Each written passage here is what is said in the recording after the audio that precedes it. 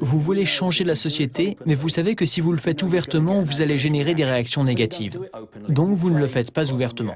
Vous jouez au jeu du problème, réaction, solution. Première étape, vous créez un problème. Cela pourrait être un attentat à la bombe, cela pourrait être un 11 septembre, une attaque de devises, un effondrement du marché boursier ou du gouvernement. Vous racontez aux gens votre version de A, qui en est à l'origine, et B, pourquoi.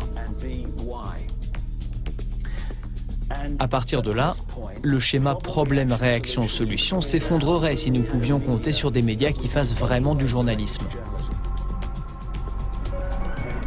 Mais au lieu de ça, les médias traditionnels agissent comme des agences de relations publiques pour la version officielle des événements. Il s'avère que le président George W. Bush avait raison sur le fait que Saddam Hussein dissimulait des armes de destruction massive. Les médias traditionnels représentent pratiquement le seul moyen ou source d'information dont la population dispose au sujet de cet événement. Et ce qu'ils cherchent, dans le cadre de la deuxième étape du schéma problème-réaction-solution, c'est de déclencher une réaction de colère et de peur. Ils veulent que la population demande au gouvernement de faire quelque chose. Cela ne peut pas durer. Que comptez-vous faire à ce sujet ? Cela conduit à la troisième étape, où ceux qui ont créé le problème récoltent la réaction qu'ils attendaient de la population sur la base d'une histoire erronée et lui offrent des solutions aux problèmes qu'ils ont eux-mêmes créés.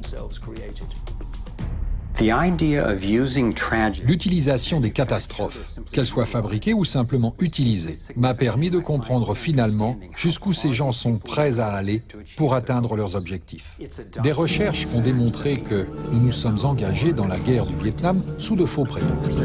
L'ancien secrétaire de la Défense, Robert McNamara, a reconnu que l'attaque d'un navire dans le golfe du Tonkin n'a en fait jamais eu lieu. Nous pensions tous avoir été attaqués ce jour-là, mais c'était faux. Cela ne s'est jamais produit.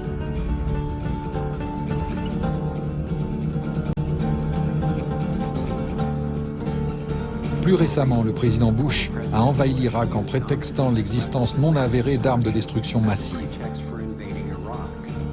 On fait parfois référence à ces tactiques sous le nom de « opération sous fausse bannière ». Un nombre croissant de personnes croient que le 11 septembre était une opération sous fausse bannière lancée par l'élite mondiale afin de mettre en place l'étape destinée à prendre le contrôle du pétrole du Moyen-Orient et à démanteler les protections constitutionnelles américaines.